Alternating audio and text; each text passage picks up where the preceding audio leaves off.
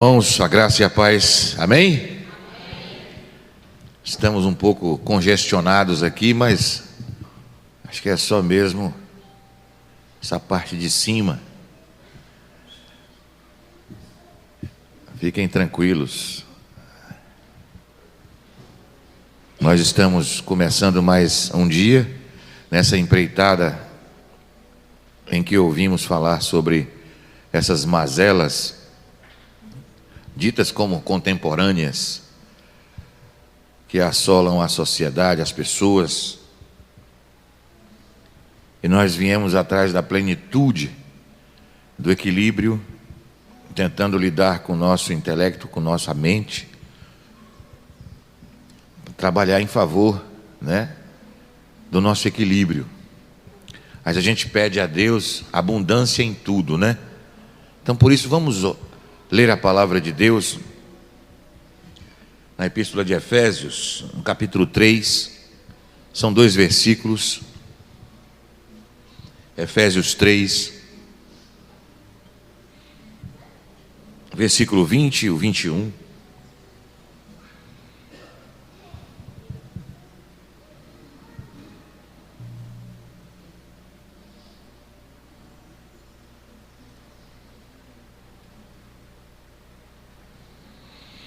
Amém? E a palavra de Deus nos diz que: e agora que a glória seja dada a Deus, o qual por meio do seu poder, que age em nós, pode fazer muito mais do que nós pedimos ou até pensamos. Glória a Deus por meio da igreja, por meio de Cristo Jesus, por todos os tempos e para todo sempre. Amém. Que jeito bom de começar um dia. Que jeito bom, Luiz? De começar respirando e abençoando e, sobretudo, se rendendo diante de Deus. Vamos orar? Eu vou pedir para o meu irmão Jefferson nos elevar a Deus em oração. Amado Deus, muito obrigado, Pai, por termos acordado desta manhã, por Tu nos ter sustentado durante a noite, pela noite tranquila. Muito obrigado a Deus porque estamos aqui nesse instante para ouvirmos a Tua palavra, para louvar e bendizer o Teu nome, Senhor, e para Te adorar. Obrigado a Deus porque muitos não têm essa oportunidade, mas Tu nos concedeste, ó Pai. E nós Te somos gratos por isso. Perdoa, Senhor, os nossos pecados. Livra-nos, Senhor, de fazer o mal e de sofrer o mal. Nós oramos agradecidos, em nome do Senhor Jesus. Amém. Você que pode ficar de pé, vamos louvar o Senhor. Ainda bem que o baterista chegou na hora. Minha fé não está firmada nas coisas que podes fazer. Eu aprendi a te adorar pelo que és. Dele vem o sim, o amém. Somente dele, mais ninguém. A Deus seja o louvor. Minha fé está firmada nas coisas que podes fazer. Eu aprendi a te adorar pelo que és. Ele vem o sim, o amém.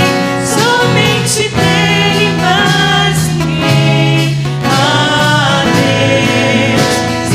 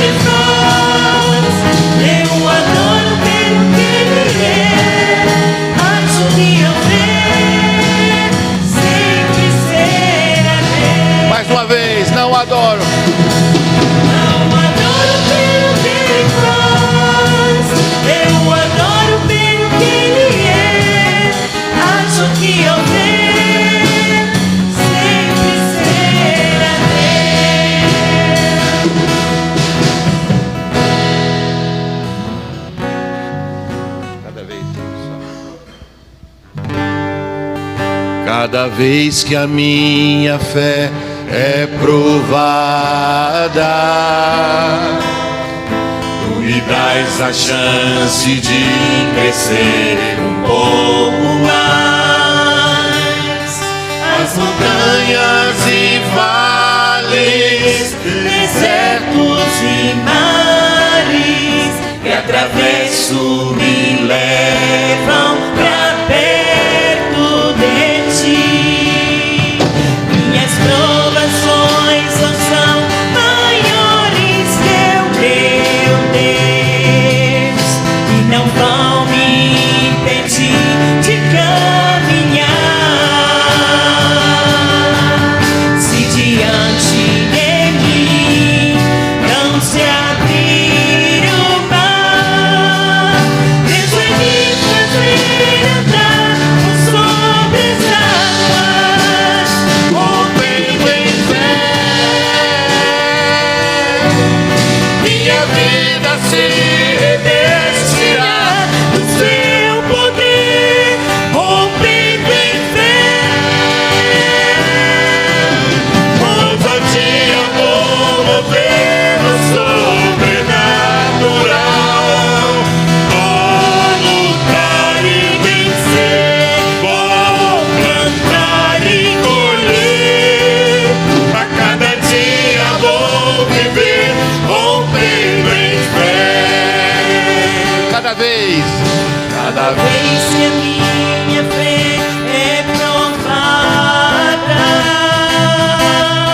tu me dás a chance de crescer um pouco mais. as montanhas e vales, desertos e mares que atravesso me levam pra perto de ti. Minhas provações não são maiores que o meu Deus E não vão me impedir de caminhar.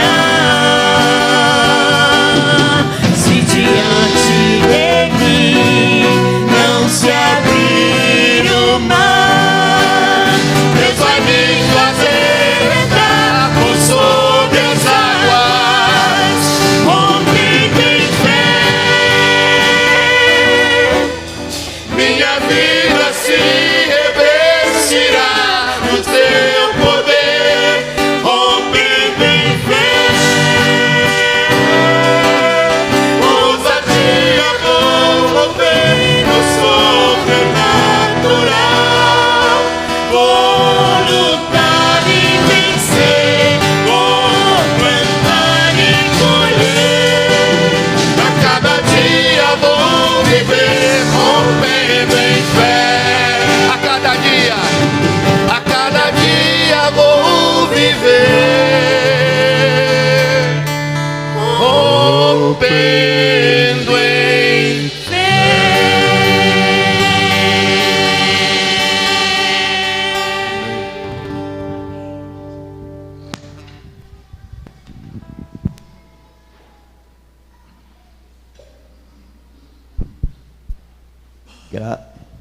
Bom dia, povo de Deus, né? Graça e paz também, né? Que bom tê-los aqui nesta manhã de domingo.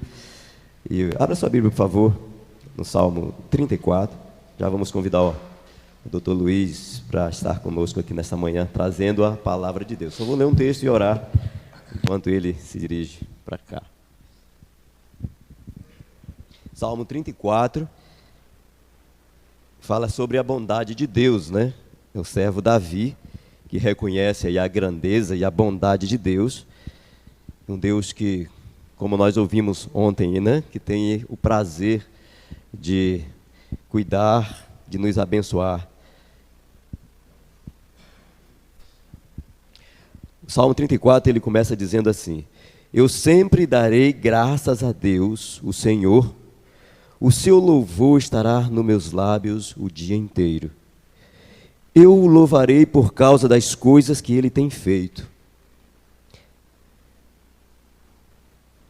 Os que são perseguidos ouvirão isso e se alegrarão. E o verso 3 ele diz: anunciem comigo a sua grandeza. Louvemos juntos o Senhor. Olha o 4. Eu pedi a ajuda do Senhor e Ele me respondeu. Ele me livrou de todos os meus medos. Os que são perseguidos olham para Ele e se alegram. Eles nunca ficarão desapontados. E o verso 6 ele diz: eu, um pobre sofredor, gritei. O Senhor me ouviu e me livrou das minhas aflições. O verso 7 ele fecha dizendo: o anjo do Senhor fica em volta daqueles que o temem e os protege do perigo. Amado Deus, Pai que estás nos céus, boa é a tua palavra, grande é o teu nome, Pai. Estamos aqui reunidos nesta manhã para mais uma vez louvar e engrandecer o teu nome, Pai, porque reconhecemos os benefícios que recebemos do Senhor todos os dias. Obrigado, Deus, pelo teu cuidado diário, pela porção de amor que já foi derramada sobre as nossas vidas no dia de hoje. Eu creio, Pai, que já recebemos do Senhor tudo aquilo que precisamos para vencermos as dificuldades deste dia. Por isso nós te louvamos, por isso, como Davi que reconhece, eu pedi a ajuda do Senhor, Ele me respondeu, Ele me livrou de todos os meus medos. Obrigado, Pai, por cuidar de nós, por cuidar da tua igreja, por estar sempre se fazendo disponível ao que clama, ao que pede pela ajuda de socorro.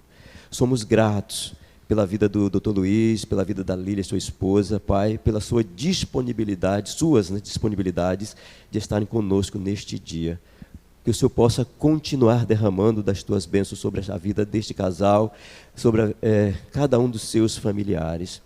Nós te pedimos também por cada pessoa aqui nesta manhã, a tua igreja representada, cada família aqui nesta manhã, por cada jovem, por cada criança. Sou muito grato ao Senhor por fazer parte desta família, por estar neste lugar, exatamente neste tempo que o Senhor me deu para viver. Muito obrigado por tudo. É a minha oração no nome de Jesus nesta manhã.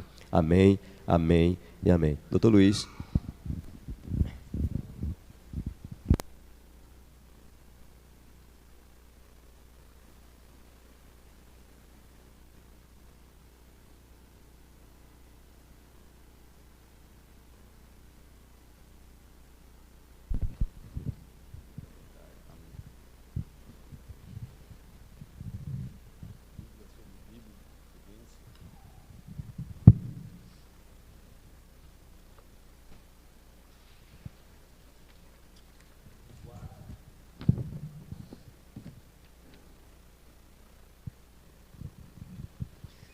Bom dia, Igreja de Deus, graça e paz. Mais uma vez, é com um prazer enorme que Deus nos coloca aqui. Não somos nós que falamos, e sim a palavra de Deus. Então, sobre essa palavra, vamos romper em fé, fazer com que o nosso coração nos permita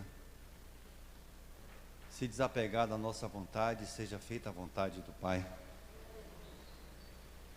Nós hoje vamos falar uma coisa muito séria, que é o evangelho da culpa e o evangelho da graça. Muitos têm feito sobre todos nós sentirmos culpa, enquanto nós temos um Deus que enviou o seu Filho em sacrifício vivo pelos nossos pecados. E é sobre isso que nós vamos falar, para desconstruir tamanha dor que muitos de nós carrega e às vezes paralisa de tamanho peso que nós sentimos e carregamos, porque nós temos um Deus maravilhoso que nos alivia a nossa dor. Vamos abrir a Bíblia em Hebreus. Nós temos um grupo de estudo lá, de terça a sexta-feira, todos os dias de manhã, de 6 às 7. E tem um colega nosso, olha, Hebreus é Novo Testamento, viu, gente? Eles sempre falam uma coisa óbvia. Novo Testamento. Capítulo 3, versículo 1. Amém? Portanto, santos irmãos, participantes do chamado celestial, fixem os seus pensamentos em Jesus, apóstolo e sumo sacerdote que confessamos. Amém. Oremos. Querido Deus, sumo sacerdote que está sobre todas as coisas, sobre todos nós, derrama a tua graça todos os dias sobre nós. E nesse momento eu sei que o teu Espírito, o Espírito Santo está aqui, rompe nossos corações, desce pela medula, Senhor, e tira-nos a vaidade para que possamos enxergar a tua palavra e possamos verdadeiramente confessar: Jesus Cristo é o nosso único Senhor e Salvador. Amém, Senhor. Em Hebreus, nós vamos pegar aqui no capítulo 4, versículos 6 e 7, e depois vamos pular do 12 ao 16. E acredite, lá está o evangelho da culpa e da graça.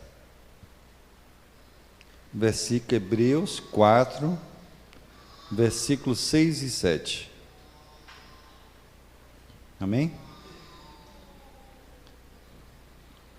Portanto, olha, nós vimos primeiro que temos um Senhor e Salvador, um sumo sacerdote. E aí lá em 4 ele nos diz: portanto, resta entrarem alguns naquele descanso, e aqueles a quem anteriormente as boas novas foram pregadas, não entraram por causa da desobediência. Por isso, Deus estabelece outra vez um determinado dia, chamando hoje. Ao declarar muito tempo depois, por meio de Davi, de acordo com o que fora dito antes: se hoje vocês ouvirem a sua voz, a voz de Deus, não endureça o seu coração. Se vocês se permitirem não endurecer o coração no dia de hoje,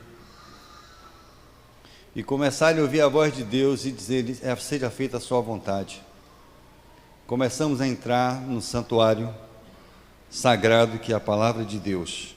Pulando para o 12, nós temos, o versículo 12 ao 16, nós temos: pois a palavra de Deus é viva e eficaz. Não endureça o coração. Pois a palavra de Deus é viva e eficaz, e mais afiada que qualquer espada de 2 gumes. Ela penetra até o ponto de dividir alma e espírito, juntas e medulas, e julga os pensamentos e intenções do coração. Julga os pensamentos e intenções dos corações. Nada em toda a criação está oculto aos olhos de Deus. Tudo está descoberto e exposto diante dos olhos daquele a quem havemos de prestar conta.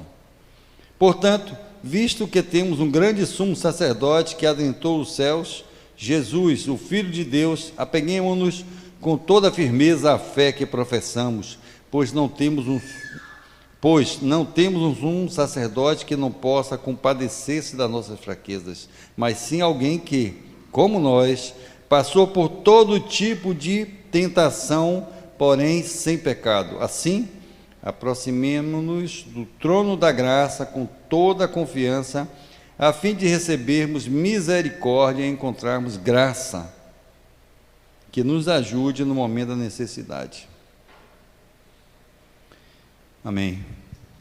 A palavra de Deus, como está dito aqui, ela é viva e eficaz. Certamente, se você não endurecer o seu coração, ela vai penetrar e dividir o que você pensa, o que você sente, o que deseja, e fazer feita a vontade de Deus. O Espírito Santo, ele rompe, é assim que ele age, quando você se permite. Olha, é tão profundo isso, que a ciência, mais uma vez, vai explicar isso hoje. Olha que interessante. Nós temos um cérebro aqui embaixo dessa caixa craniana. Como que nossas mãos se movimentam, apontando ou acolhendo, abraçando ou machucando, se não pela vontade do cérebro? O cérebro processa, e sobre a nossa medula saem várias terminações nervosas que fazem a gente caminhar, louvar, tocar, orar, se prostrar, ou o contrário, que é tudo agressão. A sua palavra não sai da sua boca sem passar pelo cérebro. Agora, daqui para qualquer parte do corpo, passa por onde? Pela medula. Então, se Deus tem uma palavra viva e eficaz que desce pela medula, ele está descendo pelo seu cérebro para exercer a vontade dele quando você se desloca até a igreja, quando você se ajoelha, quando você clama, quando você fala, quando você abençoa ou quando você aponta. Ele não gosta. Então, quando a palavra de Deus você permite não endurecer o seu coração, certamente o seu cérebro vai estar inundado pelo poder do Espírito Santo e descer pela medula. E você vai ver quanta graça tem nisso. E gera saúde. Esse é o Evangelho da Graça. Muita saúde. Porque nós queremos uma vida real, dirigida por Deus ou dirigida por nós mesmos. A vida real, dirigida por Deus, é preciso que você primeiro tenha intimidade com Ele. Há uma passagem lá no livro, na Bíblia, que fala sobre Naamã. Todos conhecem essa passagem de Naamã. E Naamã tinha uma lepra. E essa lepra, ninguém achava cura. E o orgulho dele se encheu de dinheiro quando aquela menina disse: tem um profeta lá que pode te curar. Foi até um rei. Mais orgulho ainda, que ele achou que só um rei que, comprando uma bênção, poderia chegar até lá. Ele chega no rei e o rei disse: mas você está me ofendendo, eu por acaso sou Deus? Não. Aí tem o profeta, diz assim, Eliseu diz: por que você está zangado? Manda ele para mim que eu curo. Ele foi lá. Como ele não foi atendido, ele ficou zangado. Olha a medula, um coração duro. E esse homem saiu revoltado, porque achou que podia comprar a graça, pela força do braço, pela arrogância da palavra, porque ele se achava, porque era um general. No meio do caminho, um homem simples, mais uma vez, uma menina, agora um homem simples, disse a ele: por que você está fazendo isso? Por que você não mergulha na coisa simples de fazer? Se fosse para combater, você combatia, mas não é sua força, é sua humildade. Ele aí mergulha quantas vezes? 6 vezes e nada acontece. Só quando ele mergulha 7 vezes é que a cura acontece. A lepra pode ser a vaidade, a arrogância, a prepotência, o coração endurecido, mas tem que mergulhar 7 vezes. Agora a pergunta, pastor, é por que 7 vezes? Quantos são os dias da semana? Você só vai ter intimidade com Deus se mergulhar 7 vezes, todos os dias, na presença de Deus. Porque no dia que você não mergulha, se abre uma brecha. A lepra do nosso orgulho, da nossa vaidade, do nosso evangelho que conhecemos e muitas vezes usamos a palavra de Deus para lançar culpa no outro. Sua oração do teto não passa, menino que não presta, tudo isso. A Bíblia fala isso, a Bíblia fala, mas você dá o exemplo do que você fala? Então veja como o evangelho da culpa começa a ser usado quando você não mergulha todos os dias, 7 vezes. Esse mistério de 7 vezes, não se engane, igreja. Está chamando, pastor? Não se engane. Você abre brecha quando você não mergulha todos os dias. Você acorda e ora. Você acorda agradecendo. 7 vezes você tem que mergulhar no rio da vida, rio da água viva, Cristo Jesus. A Bíblia está em sua mão. Todos os dias pega um livro, pega a orientação do pastor, de quem aqui, presbítero, diácono, para ler um livro, que às vezes a gente não sabe ler o Evangelho. A Bíblia, se você botar em cima de uma estante, é Bíblia. É um livro. Se você botar ela aberta, é um livro. Se você ler a Bíblia, é um livro ainda. Só um livro. Mas quando você lê e pratica, aí ele é Evangelho. A Bíblia só tem fundamento quando você pratica. Ler a Bíblia, muito mais do que nós, quem conhece a Bíblia é o inimigo, muito mais, mas ele não pratica. Você conhece muitos versículos, muitas palavras, tantos anos de Evangelho, mas não vive. Esse é o Evangelho da culpa, porque você usa a Bíblia em defesa própria, e não para se consertar, ou seja, a Bíblia é daqui para fora, mas não daqui para dentro. A medula não é invadida. E muitas pessoas estão usando o Evangelho para exercer peso na vida das outras pessoas, em vez de fazer o que Cristo fez. Eu vim trazer paz, e paz que excede todo entendimento. Vinde a mim todos vós que estão cansados e angustiados, e eu vos aliviarei. Esse é o verdadeiro Evangelho. Quando você usa o Evangelho, quando alguém tem alguma culpa, você só reforça a culpa da pessoa, e da sua palavra não há. Vamos mergulhar nesse Evangelho, porque a proclamação de Jesus Cristo é sobre o amor de Deus, e não sobre o rancor de Deus. A proclamação da palavra é sobre o amor de Deus, e não sobre o rancor de Deus. Mas muitas vezes, pastor, a palavra tem sido dada assim, ó: Deus é bom, Deus te perdoa o tempo inteiro. Se tira a sua responsabilidade de testemunhar a palavra. Então, quando a palavra vier sobre forma de exortação, seja humilde e agradeça a Deus. Agora mude, porque antes a palavra era dada e o crente, o cristão, mudava. Hoje a palavra é dada, se for exortado, o cristão quer mudar de igreja e não permanecer na igreja. A imagem de um Deus severo que não tolera erro paralisa o ser humano. Olha que interessante. Esse Deus tão forte, tão severo, que não tem nada de terra, tem paralisado o ser humano, e isso provoca, sabe o que? Uma neurose fóbica de religiosidade. Então, esse evangelho que só fala de peso, de peso, de peso, apesar de parecer peso, na verdade, ele quer desconstruir a nossa natureza tão dura, de um coração tão embrutecido.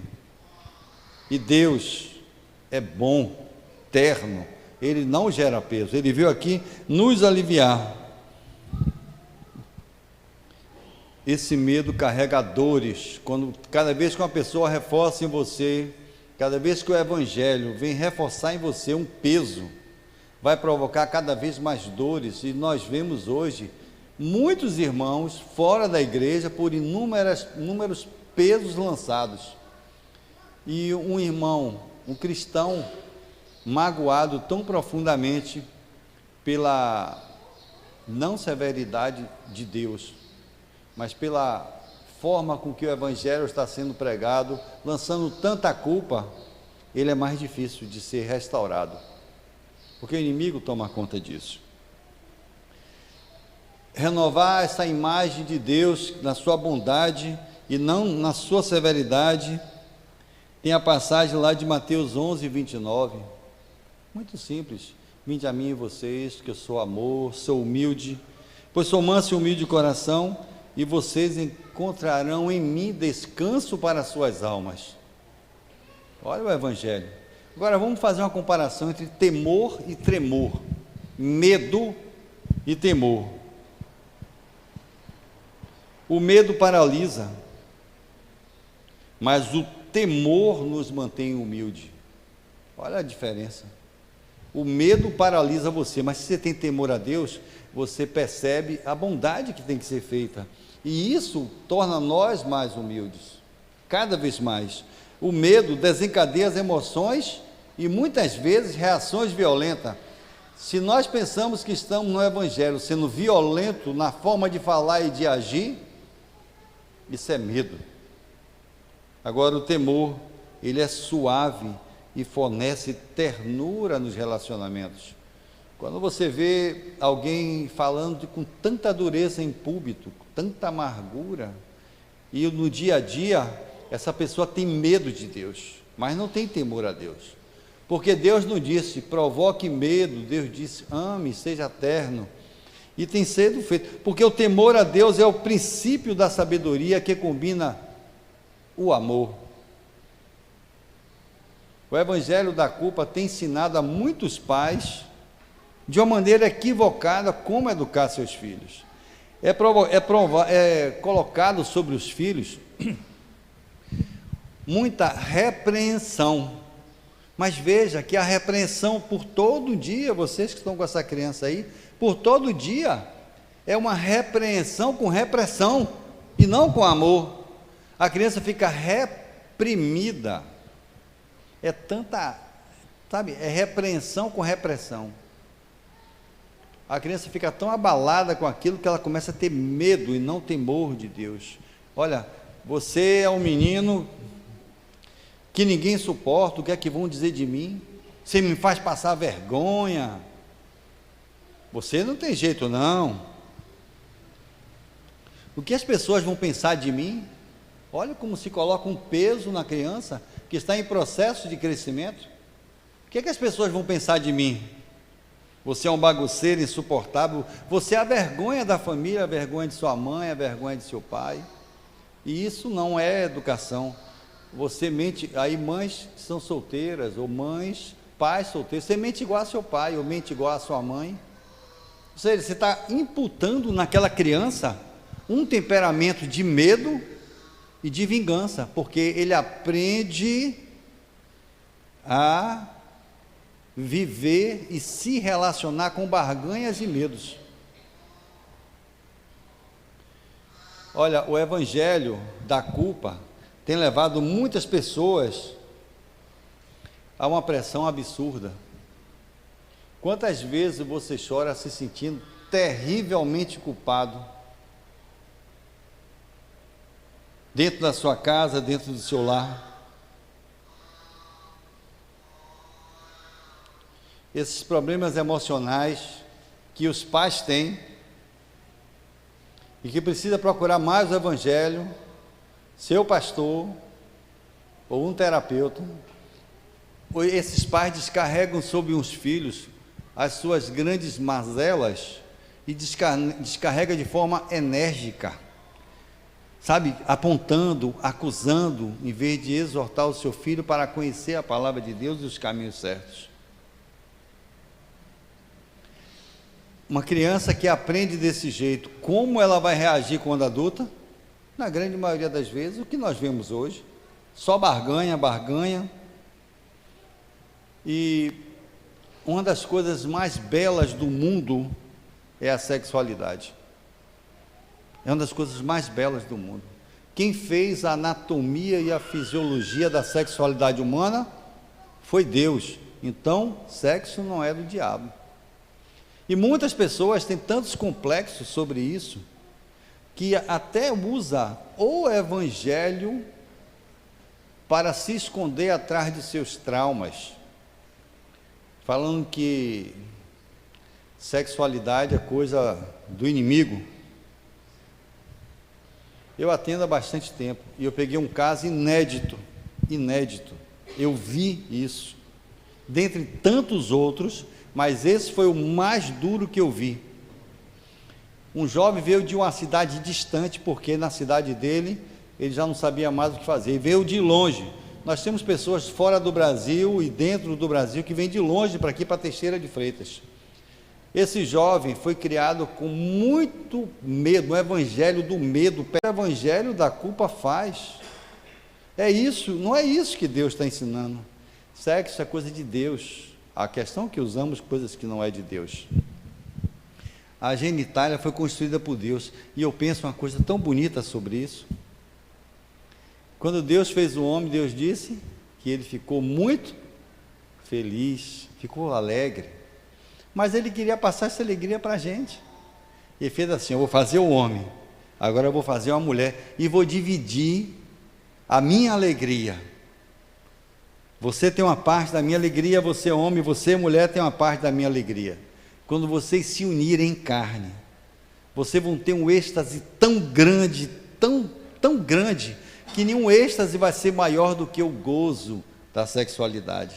Porque quando tem esse prazer imensurável, que aquele sêmen navega no útero da mulher e encontra o óvulo, o trono da graça estremece e se alegra, porque Deus imediatamente coloca a mão no ventre dessa mulher e disse: um novo filho meu vai nascer, e eu vou agora abençoar esse ventre. E a partir daquele dia, aquele ventre é abençoado pela mão de Deus, até essa criança nascer, que é você que estava no ventre da sua mãe.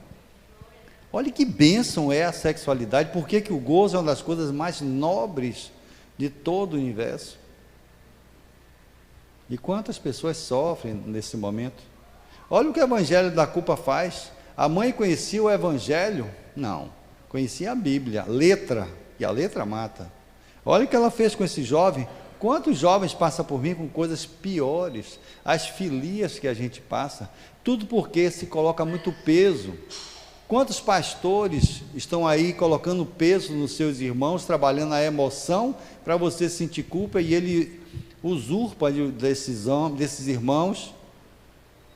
Rapaz, me abalou agora. Então, quantas pessoas, quantos pastores estão usurpando? Faz você ser tão mal, e você se sente preso ao pastor e não preso a Deus. Esse evangelho é perigosíssimo. Quantas pessoas, quantos maridos e esposa pensam que estão aliviando suas tensões, colocando culpa no outro, em vez de olhar para si? Mais uma vez eu digo o que nós falamos ontem. Se durante o dia você sente que em seu entorno tudo pesa, é difícil você rir durante o dia, pense o quanto você pensa, o que você pensa e o quanto você fala. Há mais evangelho de culpa do que evangelho da graça de Deus, muito mais.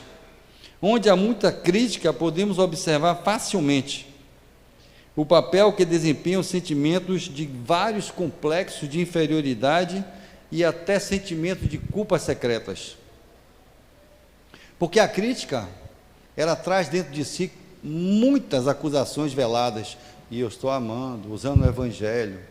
Que ardilosidade! Usar o evangelho para fazer o outro sentir culpa. Críticas excessivas traz uma ardilosidade e sentimentos velados. Eu queria que vocês gravassem o que está lá em Provérbios 24:17. Porque quem abriu a mim, gravem isso com sinceridade. Não se alegre com a queda do seu irmão.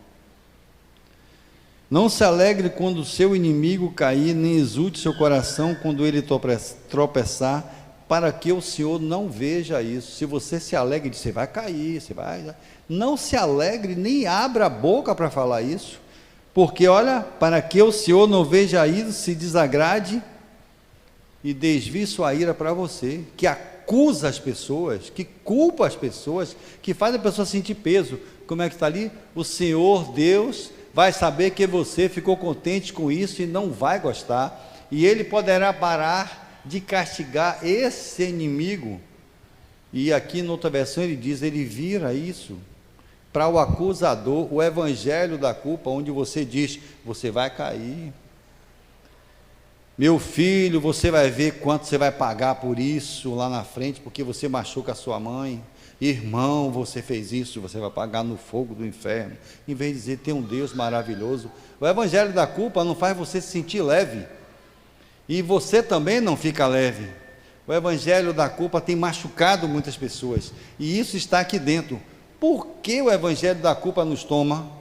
Porque não permitimos o Espírito Santo, a palavra de Deus, que é viva e eficaz, descer sobre nossa medula e atingir a divisão entre o desejo do Espírito e o desejo da carne. E é isso que está aqui, ó. Portanto, no 12, pois a palavra de Deus, Hebreus 4:12, pois a palavra de Deus é viva e eficaz e mais afiada que qualquer espada de 2 gumes. Ela penetra até o ponto de dividir alma e espírito, juntas e medulas, e o que é mais belo, julga seus pensamentos e intenções do seu coração. Lembra que nós falamos ontem? Você está aqui falando uma palavra linda de Deus, mas sua intenção é machucar, humilhar o próximo. Isso não é de Deus, isso é evangelho da culpa pesadíssimo. E Deus diz o que em 24? Ele sabe do seu coração. Ele vira a sua ira para você e você percebe que você não é feliz. Pessoas com tanto peso, com tanta crítica, com tanto perfeccionismo, me diga uma que dorme bem. Uma pessoa que é feliz com tanto peso na vida e crítica. Olha, críticas excessivas, você observa facilmente sentimentos de vários tipos de complexo, principalmente o de inferioridade. Me diga uma pessoa que faz no seu entorno feliz com tamanha palavras e críticas. Um pastor que é próspero, ou um presbítero, diácono, que é próspero ao fazer isso. Não existe. Mas não vai ter porque não está sobre a bênção de Deus. Está sobre a bênção e acredite, você faz parte de um exército que não é de Deus. Se aliste no exército da graça de Deus e você vai ver. E essa graça de Deus traz uma sensação de culpa que é muito diferente da culpa que os seres humanos colocam. Porque atinge nossa própria vida e faz a gente mudar de opinião.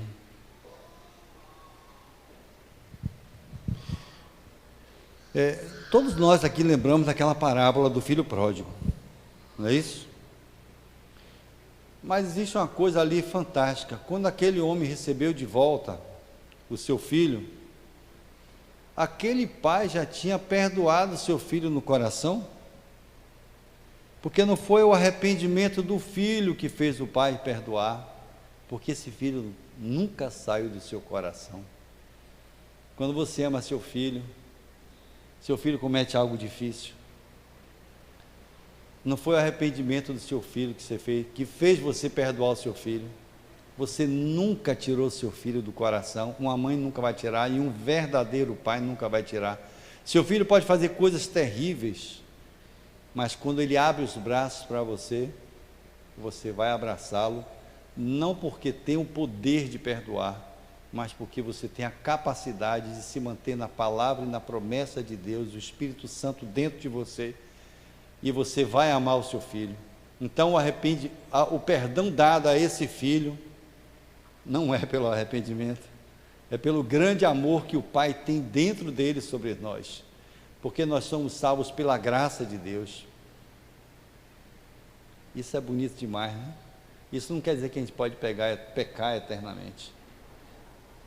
Há muitos crentes que estão convencidos, por isso que o batismo não pode ser feito em criança, porque não tem o poder de discernimento, tem que ser feito em adulto. Mas os adultos estão tão machucados pelo evangelho da culpa, que quando um pastor faz, quem aceita Jesus como seu Senhor e Salvador, aí a pergunta já é difícil de entender. Como é que você pode dizer, você aceita Jesus?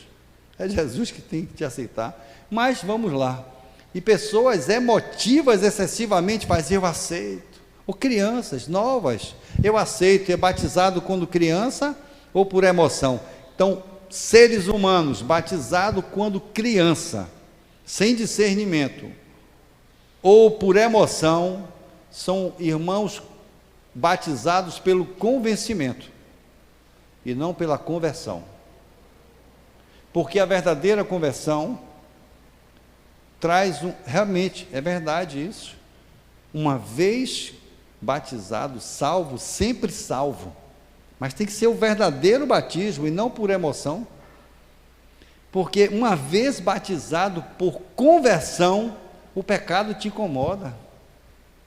É para aquele evangelho da culpa que enche as igrejas de pessoas, batizei 50, por emoção, por dores, uma pessoa extremamente dolorida, vamos trabalhar essa pessoa para ele ser batizado, não porque ele está querendo um alívio, mas por conversão. Mesmo na dor você pode ter uma conversão, porque há pessoas que têm não sei quantos anos de batismo, mas o testemunho de vida, do silêncio, da palavra que penetra o coração, e aqui está escrito claramente,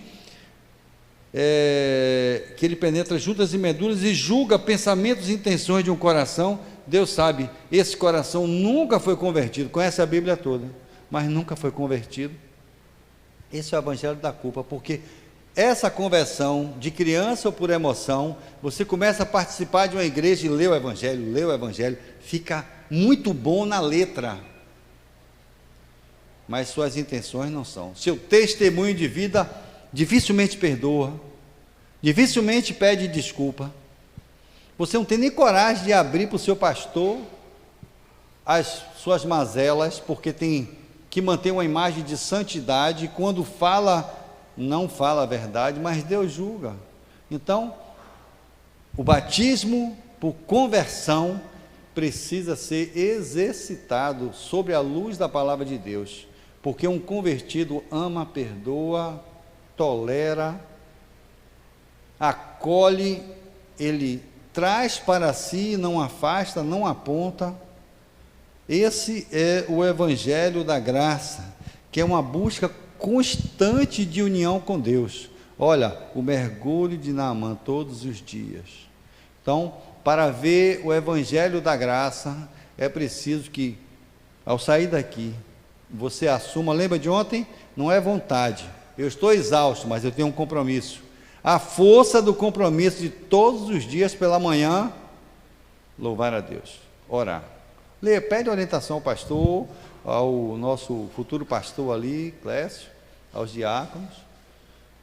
Pede orientação, eles vão passar várias passagens bíblicas. Mateus capítulo 5, 6 e 7, está lá, a palavra vinda direto do alto trono de Deus, as bem-aventuranças e como devemos nos comportar.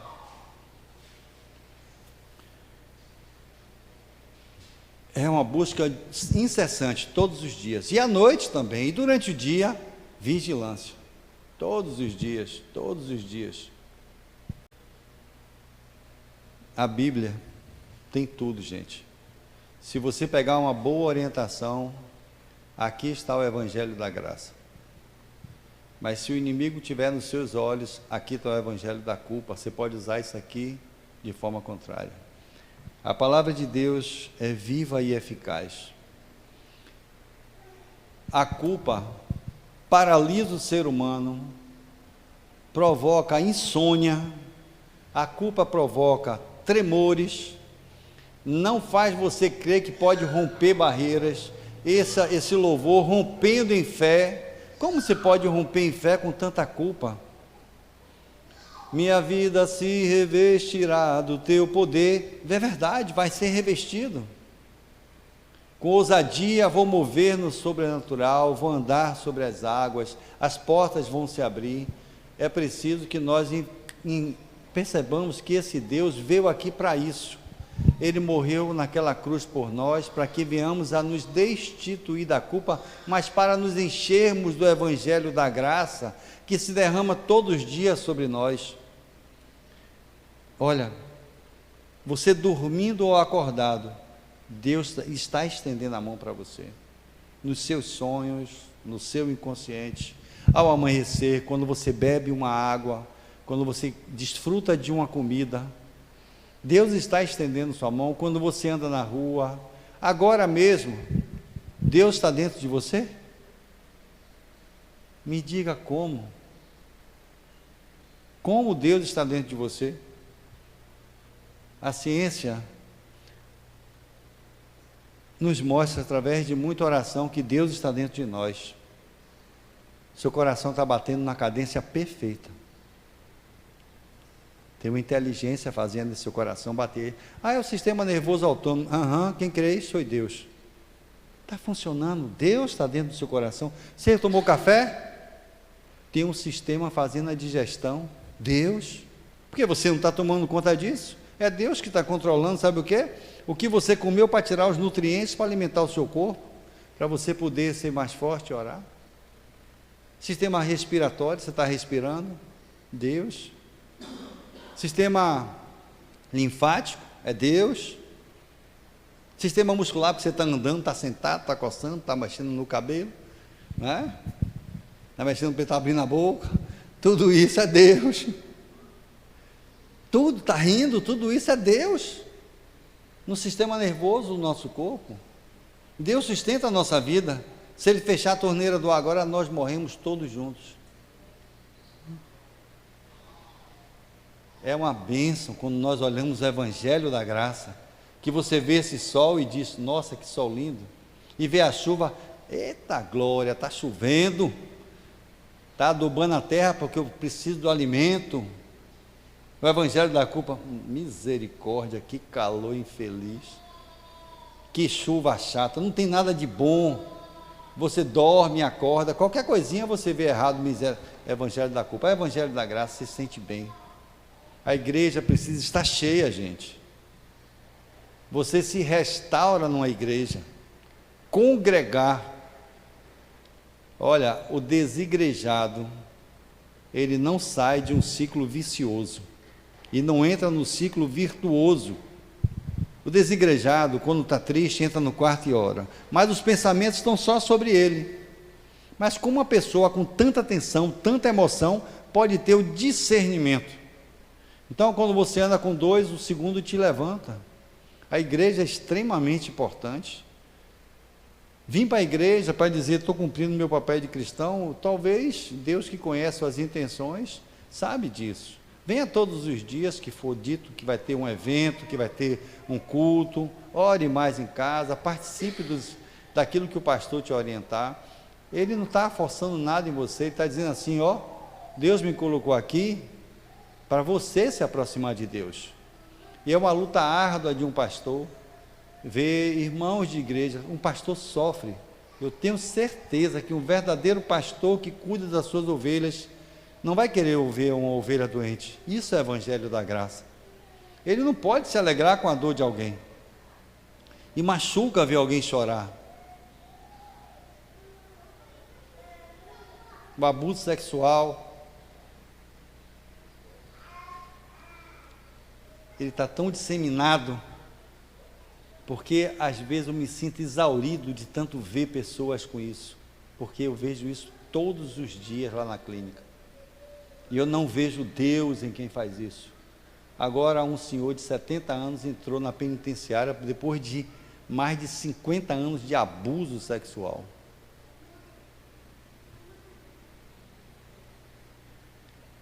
Aí o pessoal diz, está pagando o que merece, miserável. Não. Esse homem sofre, porque ninguém orou por ele. Vou contar uma história que eu ouvi ontem, essa história, e eu disse que talvez foi a história mais impressionante que eu ouvi. Um homem de extremo amor e de evangelho verdadeiro, chegou um homem de fora, lá nos Estados Unidos, e acolheu. Eu acho que é Indiana que tem a pena de morte, ou é o Texas. Foi nessa cidade que tem pena de morte. Ele acolheu um rapaz, e evangelizando esse rapaz, evangelizando, e ali, e ele se mostrava um homem bom, ó, o lobo em pele de cordeiro. Sabe o que esse homem fez? No dia que esse rapaz saiu com a esposa, ele abusou da filha desse menino, desse homem, e matou ela, e fugiu. E a população imediatamente foi atrás dele, para matar ele, surrar ele. Esse homem disse, eu preciso alcançar esse rapaz antes que a população alcance. E obviamente, como as intenções e o coração dele era verdadeiro, como assim lemos aqui, esse homem alcançou esse rapaz e entregou ele à polícia. Lá em entrega à polícia, ele foi julgado, ele foi levado à pena de morte. Mas não é a pena de morte nem no dia seguinte. Todos os dias esse homem ia lá evangelizar e ler a Bíblia para o cara que matou e estrupou a filha dele. Todos os dias ele ia lá e orava, e orava. E quando chegou a pena de morte, ele estava do lado dele. Ele converteu esse rapaz. Igual aquele homem que ao lado de Jesus disse, lembra-te de mim, Senhor. E ele disse, hoje mesmo estará comigo no paraíso. E ali está uma grande lição. Esse homem não desceu para pedir desculpa a ninguém. E você pede muita gente para acusar. Pois é, esse rapaz faleceu. E no dia seguinte, o jornal deu a maior notícia de todos os tempos. Hoje vimos na nossa cidade um verdadeiro cristão. Olha, o verdadeiro cristão com o evangelho da graça. Ele tinha tudo para dizer, miserável, vou te matar, ou até mesmo matar. O evangelho da graça numa situação extremamente difícil. Numa situação extremamente difícil. Esse é o evangelho da graça. Essa notícia espalhou nesse dia lá. Hoje vimos um verdadeiro cristão. Eu conheço um missionário que teve 5 anos na Amazônia. Quando ele chegou lá, logo que ele chegou, ele me deu uma Bíblia em Guarani. Eu tenho de presente dele uma Bíblia em Guarani, ele sabe fluente o Guarani. Quando ele chegou lá, ele começou a pregar, começou a evangelizar e tem que se conhecer a cultura, algumas pessoas da tribo disseram assim: Jesus esteve aqui. Como que Jesus esteve aqui?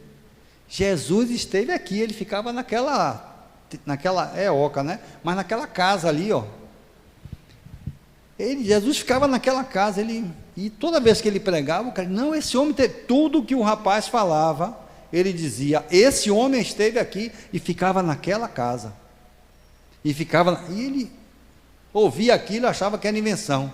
E daqui a pouco ele ouviu muita gente falar sobre isso. Ele aí decidiu procurar saber quem morava naquela casa, que é aquela cabana lá, né? Aí o chefe falou, não, quem morava aqui era um missionário inglês, que não sabia falar nada, mas ele viveu o evangelho, sem dar uma palavra em Guarani. Eu queria que vocês abrissem o Salmo 57, lá está o Evangelho da Graça, mas eu vou deixar bem claro uma coisa: se vocês não endurecerem o coração, o Evangelho da Graça vai se derramar a partir de hoje sobre você. Se você não endurecer o seu coração, deixar verdadeiramente a palavra de Deus descer sobre você, quebrar o seu orgulho, a sua forma com que você fala com as pessoas, a forma com que você vê seu marido, sua esposa, seu filho, seu colega, seu pastor.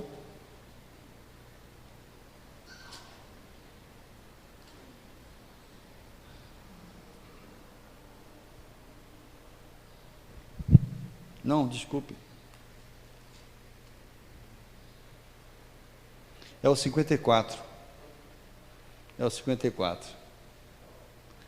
É Salmo 54. Isaías 54. Gente, que bênção.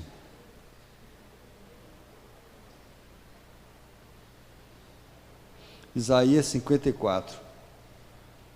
É porque Deus vai falando, a gente vai folheando. A gente vai ouvindo e vai passando aqui. E a gente vai falando, sabe o que aconteceu aqui? Eu não fiz o silêncio para ouvir quem era realmente. Isaías 54. Olha como é que Deus fala com a gente. No finalzinho de tudo, um salmo inteiro para ler. Porém, antes de vocês lerem, o que nós estamos sentindo agora, eu nunca digo que é de Deus, que eu posso estar levantando um falso testemunho. O que eu estou sentindo, pode ser que Deus esteja falando no meu ouvido.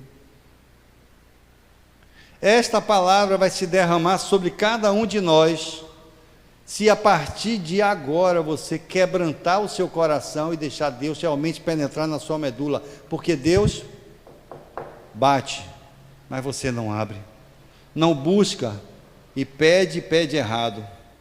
Esse é o Evangelho da Graça. Veja as bem-aventuranças de um Evangelho da Graça.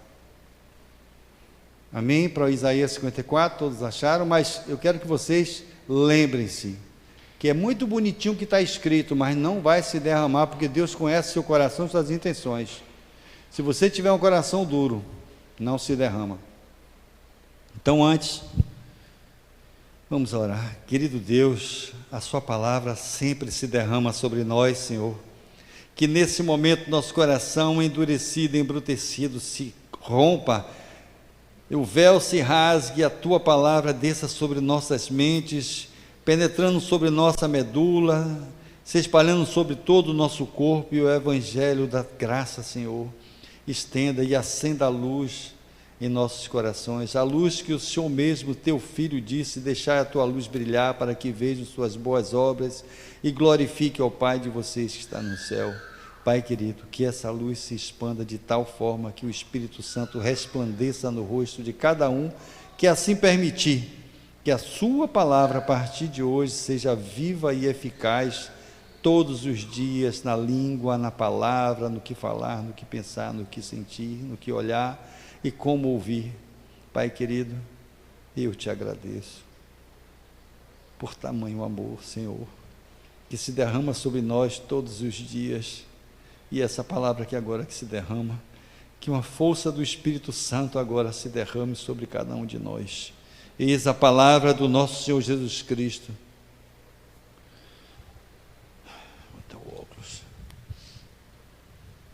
Cante, ó estéril, você que nunca teve filhos. Estéril é estéril de alma, de amor, de perdão, de gratidão. Cante, ó estéril, você que nunca teve um filho. Irrompa em canto e grite de alegria, você que nunca esteve em trabalho de parto. Porque mais são os filhos de uma mulher abandonada do que os daquela que tem marido.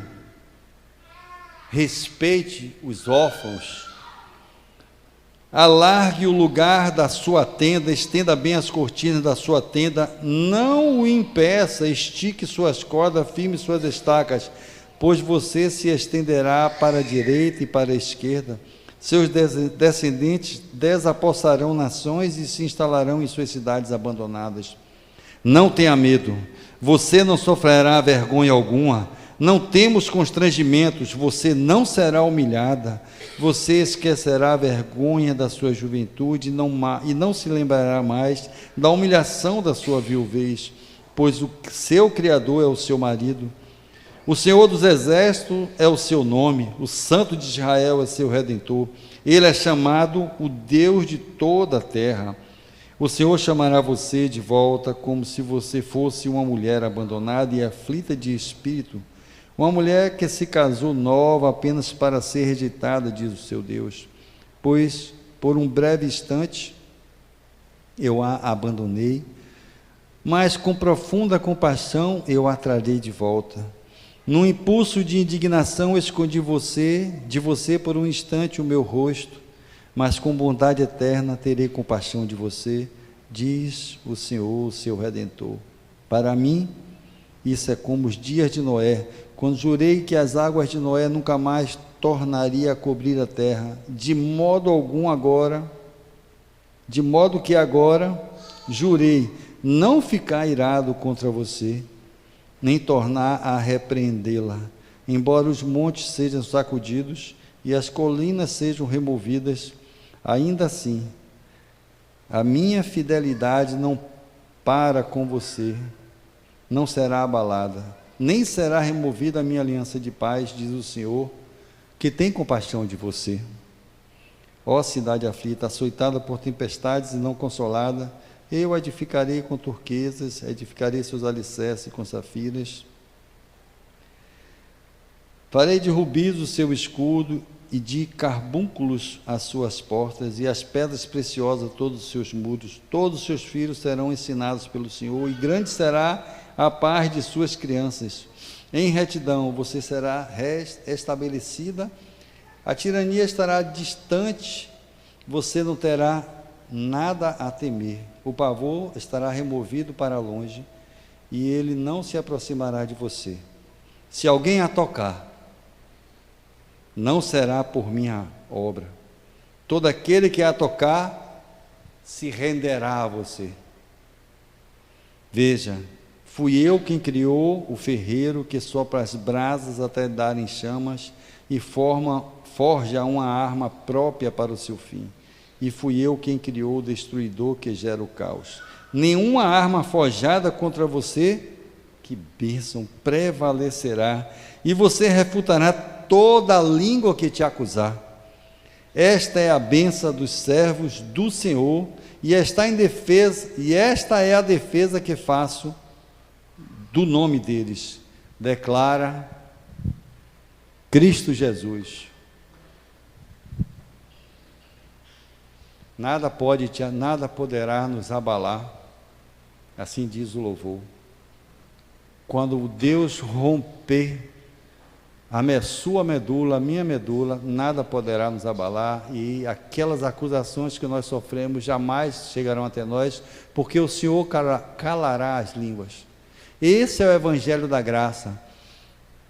Você é para ser feliz, e feliz com eterna abundância. Esse é o Evangelho da graça, mas alcançamos ele quando nos rendemos ao Senhor. Olha que simplicidade! Nós alcançamos ele quando nos rendemos ao Senhor. É incrível isso. Nós alcançamos o Evangelho da graça quando nos rendemos ao Senhor. E para alcançar o Evangelho da graça, Deus fala mais uma vez. Salmo 37, versículo 3, 5 e 7. O Evangelho da graça se alcança. Repare, ele já fez uma promessa aqui. E o Salmo 37, nos versículos 3, 5 e 7, vai nos dar o caminho para chegar a essa graça. As primeiras palavras do Salmo 37, versículo 3, 5 e 7 é: confie, entregue e descanse. É assim que está aqui, pastor? Isso.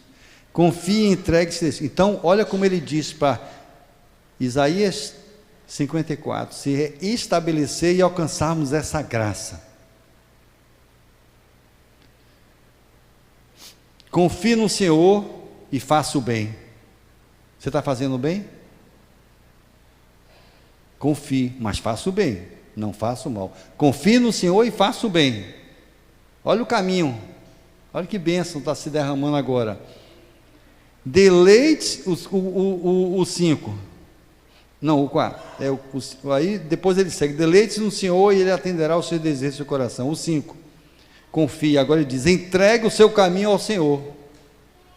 Confie, faça o bem e entregue. Agora, se você confiar e só fizer o mal, já quebrou todo o rumo da graça. Confie, faça o bem, entregue o seu caminho ao Senhor, confie nele e Ele agirá.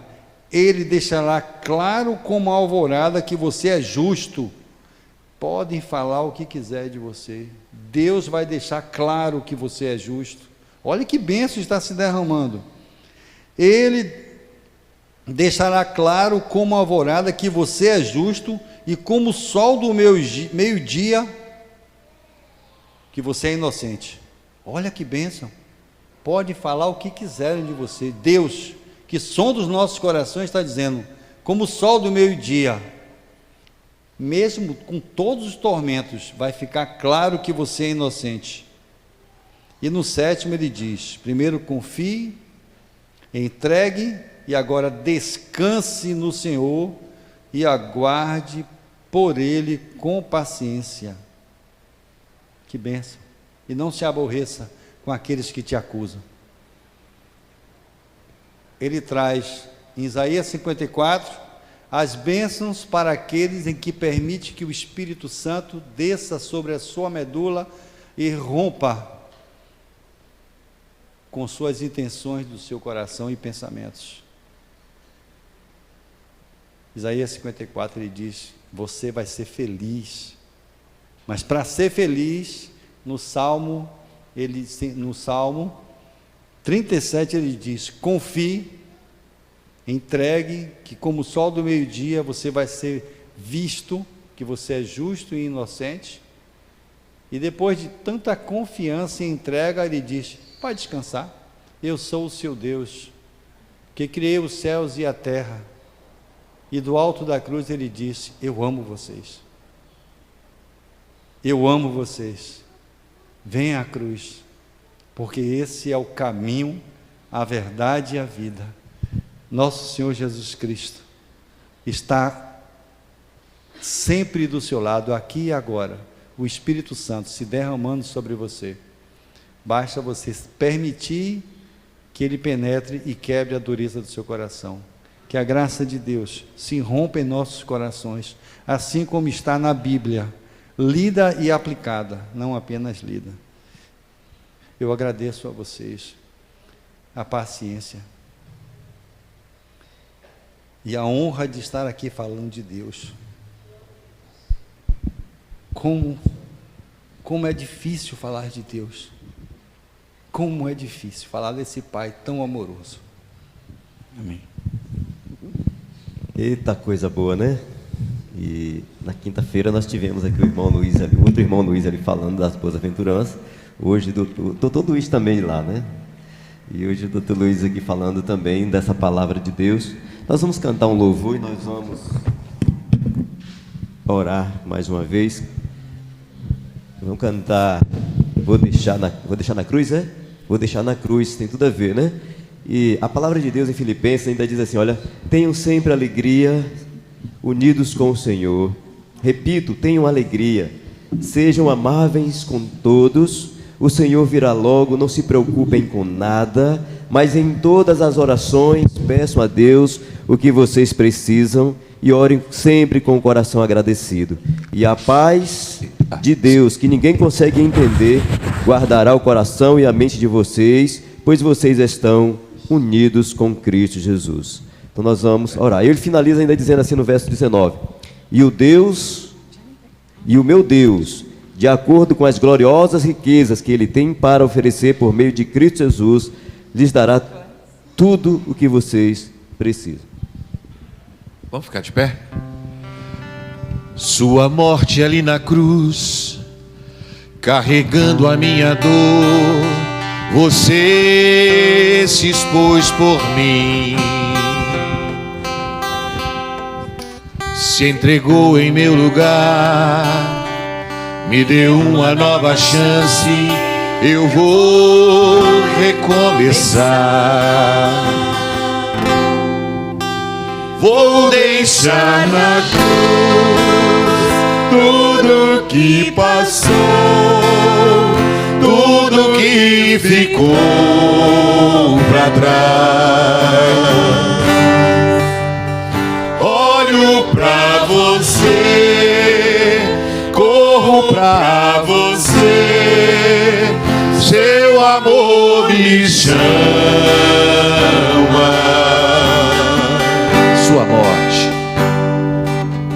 Sua morte ali na cruz, carregando a minha dor, você se expôs por mim,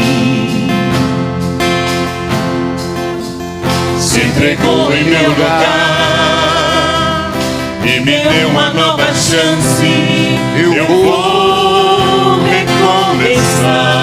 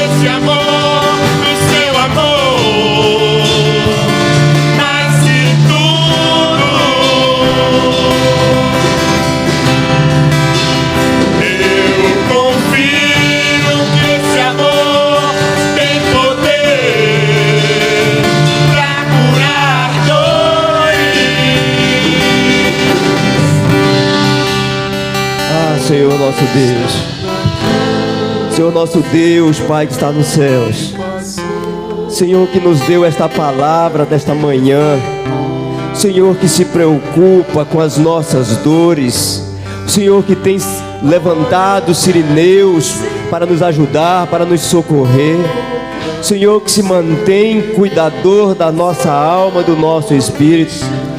Pai, nesta manhã também queremos colocar diante do Senhor os nossos medos, Pai. Que paremos de olhar para trás, que confiemos verdadeiramente no Teu cuidado, no Teu agir. Que possamos mergulhar cada dia mais na Tua palavra, nos enraizar em Cristo Jesus, que é o autor da nossa fé.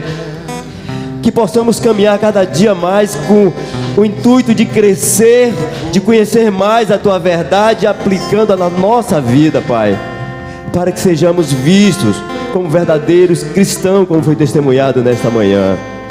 A tua palavra diz que o mundo aguarda com expectativa a revelação dos verdadeiros filhos de Deus.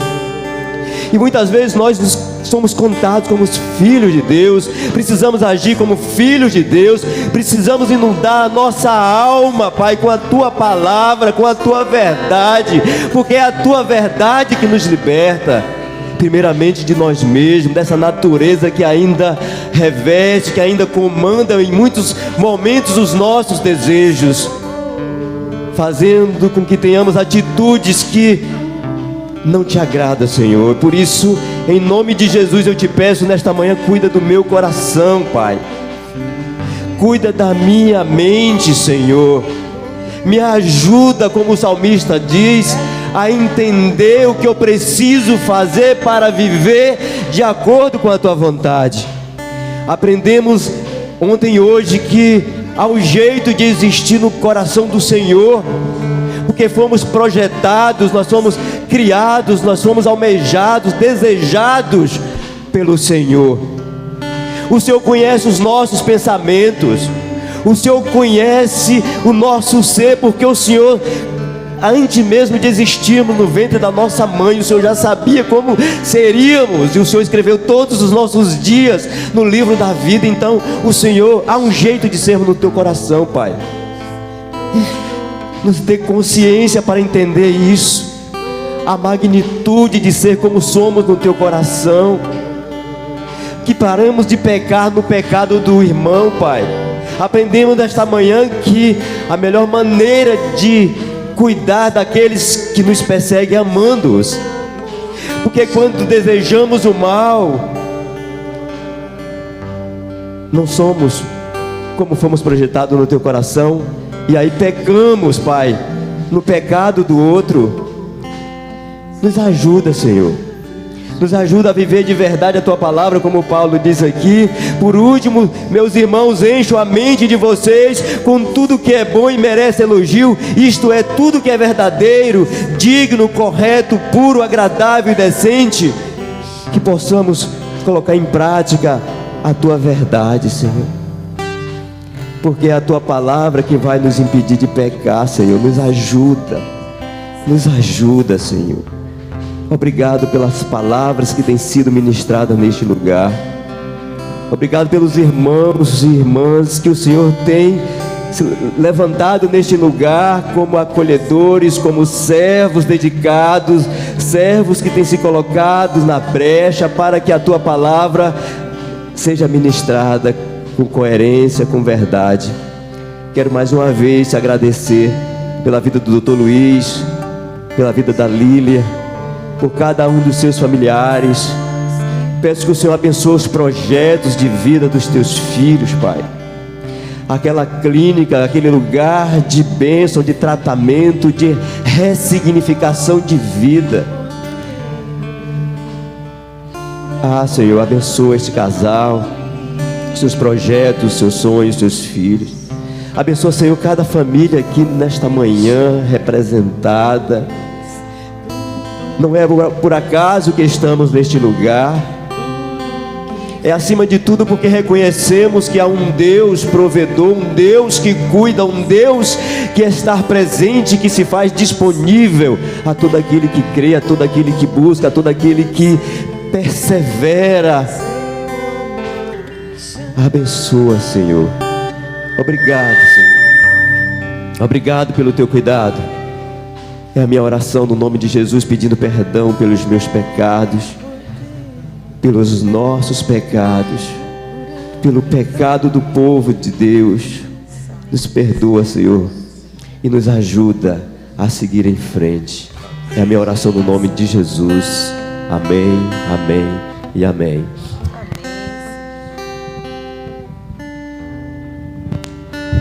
Por hoje nós estamos encerrados. Estaremos aqui às 18 horas com mais uma ministração da Palavra de Deus, famílias firmadas na Palavra de Deus. Eu quero agradecer a você que está nos visitando nesta manhã. Tem alguns panfletos ali da clínica do Dr. Luiz, ele está aí também. Nós podemos pegar o telefone dele também, se você precisar, entrar em contato com ele depois, tá bom? Obrigado por tudo, que a graça salvadora do nosso Senhor Jesus Cristo, o amor de Deus, o nosso Pai, e que as consolações do Espírito Santo de Deus possam continuar sendo derramadas sobre as nossas vidas e sobre toda a igreja do Senhor por toda a face da terra. Amém? Deus abençoe a todos.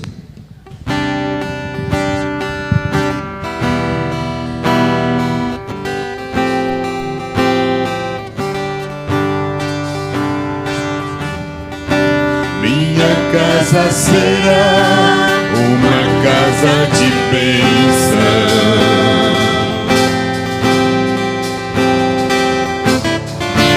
Minha casa será um pedaço do céu.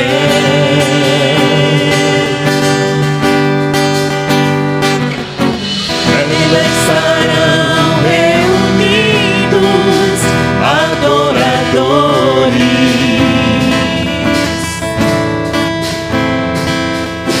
Quem só exaltam ao Deus verdadeiro e fiel.